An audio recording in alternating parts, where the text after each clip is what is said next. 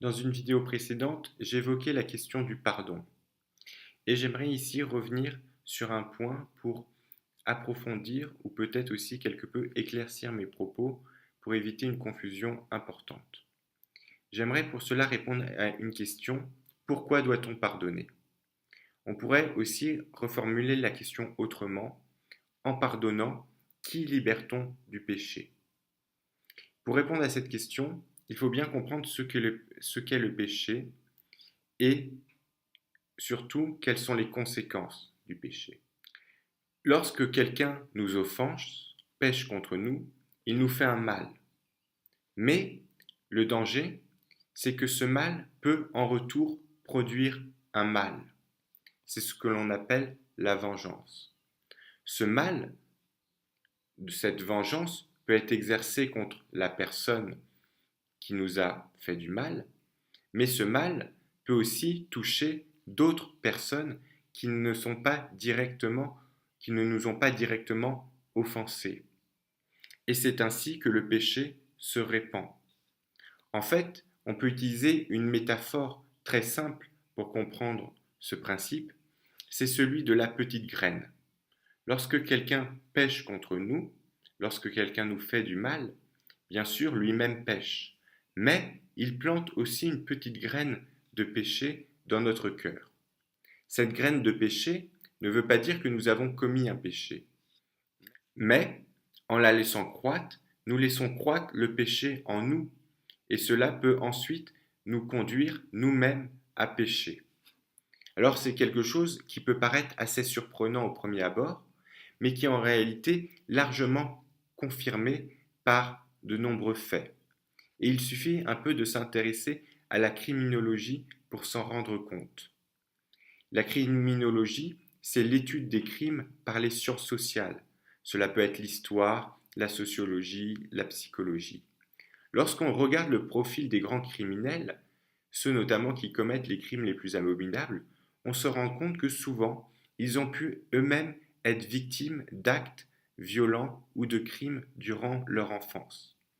C'est le cas particulièrement, par exemple, des violeurs ou des pédophiles. Souvent, c'est des gens qui ont eux-mêmes subi ces actes avant de les commettre. On peut aussi faire un constat, c'est que les enfants qui ont subi des violences dans leur enfance, une fois adultes, sont souvent plus violents. Ils reproduisent en fait ce qu'ils ont subi. Et donc là, on a une parfaite illustration de ce qu'est cette petite graine plantée dans notre cœur. Il faut donc bien comprendre que lorsque l'on nous fait du mal, en quelque sorte, on nous empoisonne. Et à notre tour, nous pouvons faire le mal que nous avons subi. Le but du pardon, c'est justement de déraciner cette petite graine qui a été plantée en nous avant qu'elle ne devienne un péché. Et plus nous la déracinons tôt, plus cela est facile, bien sûr. Car plus nous la laissons grandir et se développer, plus il est dur de la déraciner. C'est pour cela que Jésus insiste tant sur la nécessité du pardon et un pardon qui doit être accordé le plus rapidement possible.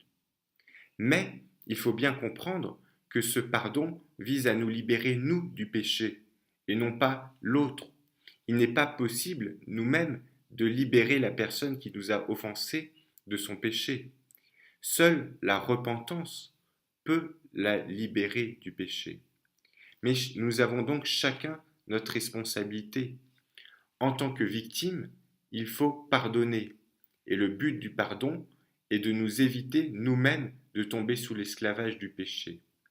Quant à celui qui a commis le péché, lui doit se repentir pour pouvoir être libéré de cet esclavage. Mais la grande erreur que beaucoup commettent, c'est de croire que lui doit d'abord se repentir avant que nous lui pardonnions. Le danger de cette attitude, c'est qu'en faisant cela, si la personne ne se repent pas, eh bien nous ne lui pardonnons pas, mais donc nous ne déracinons pas la graine de péché qu'il a plantée en nous. Et nous laissons cette graine se développer et nous risquons ensuite à notre tour de tomber dans le péché et de faire subir aux autres d'une façon ou d'une autre, ce que nous avons nous-mêmes subi. C'est pour cette raison que Jésus insiste tant sur la nécessité du pardon. En conclusion, et j'insiste là-dessus, le but du pardon, lorsque l'on est offensé, n'est pas de libérer l'offenseur de son péché. Ça, nous ne le pouvons pas. Seule une repentance de sa part pourra le libérer. Mais c'est de nous libérer nous-mêmes de ce péché, de cette graine de péché qu'il a plantée en nous, afin que, à notre tour, nous ne tombions pas dans le péché. C'est un point absolument essentiel sur lequel je voulais insister.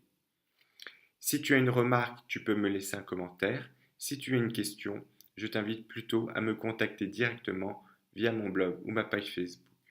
Et moi, je te dis à bientôt pour une prochaine vidéo.